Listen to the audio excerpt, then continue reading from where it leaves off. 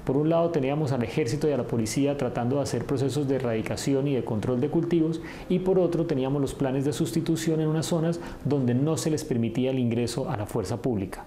Eso creó como unos pequeños caguanes por todo el país, unas pequeñas zonas de distensión o zonas de exclusión, y lo que vamos a ver es hoy que en las zonas donde se debió haber hecho sustitución y mayor esfuerzo, la coca no bajó, sino subió. Y eso es producto de no haber entendido que solo es posible una política articulada e integral que incluya el garrote y la zanahoria. Y tercero, para rematar, yo creo que hay una dinámica que es muy importante entenderla, y es que al reducir la erradicación y al eliminar la aspersión aérea, se empezaron a hacer grandes inversiones en los cultivos de coca. Es decir, los narcotraficantes que antes le compraban la coca a los campesinos, ahora ellos mismos están operando los cultivos y están teniendo lo que hemos denominado cultivos industriales, que son extensiones de 40 o 50 hectáreas. Eso ha hecho mucho más productivos, y ahí yo resaltaría, tal vez lo más importante del informe que presentó CIMSI hoy, no es el incremento de las hectáreas, es el incremento de la productividad por hectárea. Por eso tenemos un salto significativo, sin precedentes, de más del 30% en la productividad de cocaína de un año a otro. Profesor Hernando Zuleta, ese punto es bien importante y lo manifestaba hoy el ministro de Defensa en el momento en el que se dieron a conocer estos resultados. Él decía que no solamente era preocupante el área de hoja de coca cultivada, sino la productividad que están dando esos cultivos. Están aplicando técnicas de agricultura calificada para que cada vez se produzca mayor cantidad de hoja de coca. Frente a eso, ¿qué puede decir usted?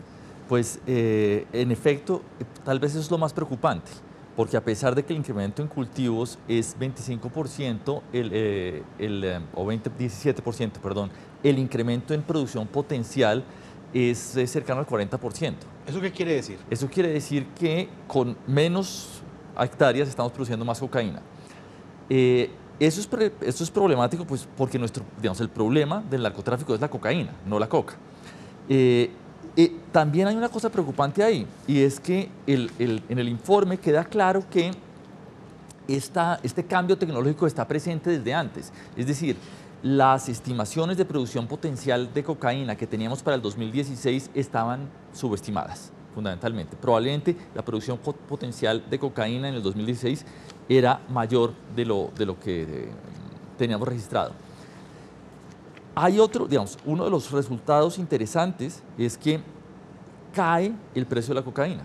El año pasado, el año 2016 mejor dicho, a pesar del incremento en producción potencial, no había caída en precio de cocaína. Este año se registra una caída en precio de cocaína de 11%. Habría que ver cómo se va a reflejar esa caída en el precio de cocaína a nivel local en los mercados finales.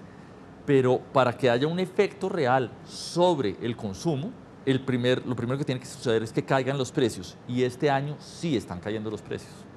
¿Por qué si caen los precios tiene un efecto directo en el consumo?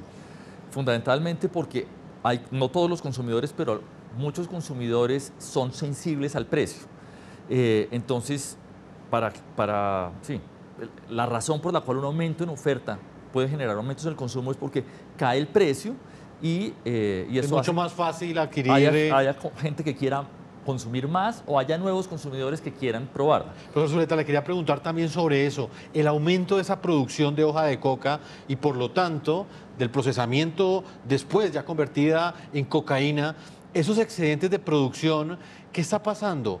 ¿El mercado internacional sigue demandando esa cantidad de cocaína o esos excedentes de producción están alimentando el mercado interno? Pues es muy difícil saberlo. Es muy difícil saber cuál es la organización industrial de la distribución de cocaína. No obstante, sabemos que hay mercados que están creciendo rápidamente. Mercados en Latinoamérica, Brasil y Argentina en particular.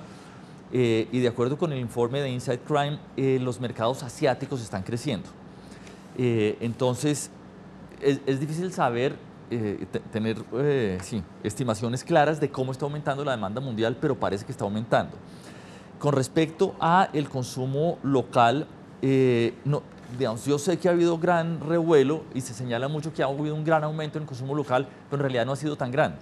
Ha aumentado el consumo de casi todas las drogas, ha aumentado el consumo de cocaína y derivados de la hoja de coca, particularmente en mujeres, pero primero el nivel es pequeño, el nivel inicial, y segundo el aumento no puede básicamente comparar el incremento en producción potencial con el posible aumento en demanda doméstica es una diferencia del cielo a la tierra.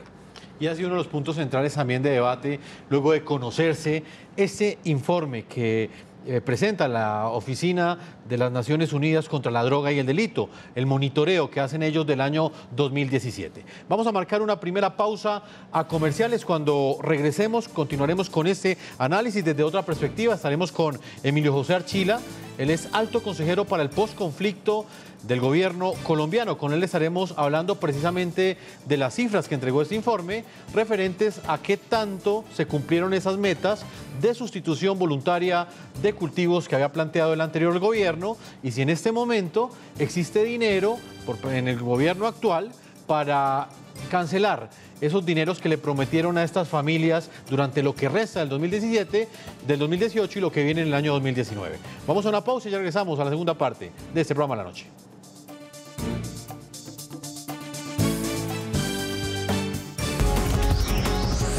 Ya regresamos con La Noche.